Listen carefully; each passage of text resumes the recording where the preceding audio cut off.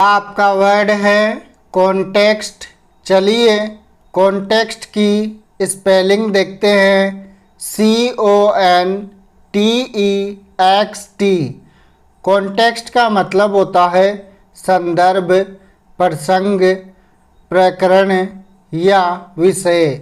चलिए एग्जाम्पल देखते हैं। उन्होंने वह विवादास्पद टिप्पणी किस संदर्भ में की थी? तो इंग्लिश में बोलेंगे in what context did he make that controversial comment. Is that clear?